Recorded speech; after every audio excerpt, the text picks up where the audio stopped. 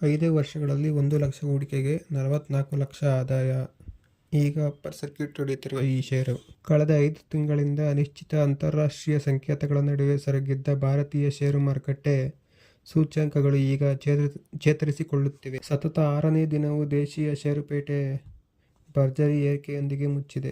ಅಂತಾರಾಷ್ಟ್ರೀಯ ಮಟ್ಟದಲ್ಲಿ ಮಿಶ್ರ ಸಂಕೇತಗಳಿದ್ದರೂ ಅದು ಭಾರತದ ಮೇಲೆ ಹೆಚ್ಚಿನ ಪರಿಣಾಮ ಬೀರುತ್ತಿಲ್ಲ. ಅದೇ ಸಮಯದಲ್ಲಿ ಹೂಡಿಕೆದಾರರು ಷೇರುಗಳ 52 ವಾರಗಳ ಕನಿಷ್ಠ ಮಟ್ಟದಲ್ಲಿ ಖರೀದಿಗೆ ಆಸಕ್ತಿ ತೋರಿಸುತ್ತಿದ್ದಾರೆ.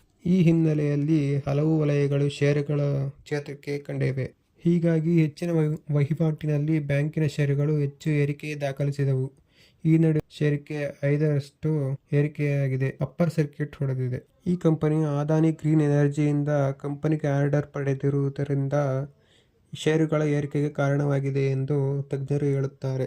ಹೊಸ ಆರ್ಡರ್ ಪಡೆದಿರುವ ಬಗ್ಗೆ ಕಂಪನಿಯು ಸ್ಟಾಕ್ ಎಕ್ಸ್ಚೇಂಜ್ ಫೈಲಿಂಗ್ಗಳಲ್ಲಿ ತಿಳಿಸಿದೆ. ಗುಜರಾತ್ನ ಕಾವಡಾ ವಿದ್ಯುತ್ ಯೋಜನೆಗೆ ಕಂಡಕ್ಟರ್ಗಳ ಪೂರೈಕೆಗಾಗಿ ಅದಾನಿ ಗ್ರೀನ್ ಎನರ್ಜಿ ಜೊತೆ 215 ಕೋಟಿ ಮೊತ್ತದ ಒಪ್ಪಂದ ಸಹಿ ಹಾಕಿರುವುದಾಗಿ ಅದು ಹೇಳಿದೆ. ಒಂದು ವಾರದಲ್ಲಿ ಈ ಕಂಪನಿ ಪಡೆದಿರುವ 2ನೇ ಆರ್ಡರ್ ಇದಾಗಿದೆ. ಕಳೆದ ಗುರುವಾರ ಈ ಕಂಪನಿಗೆ ಅಸೋಸಿಯೇಟೆಡ್ ಪವರ್ ಸ್ಟ್ರಕ್ಚರ್ ಲಿಮಿಟೆಡ್ನಿಂದ 175 ಕೋಟಿ ರೂಪಾಯಿ ಮೌಲ್ಯದ ಆರ್ಡರ್ ಸಿಕ್ಕಿತು.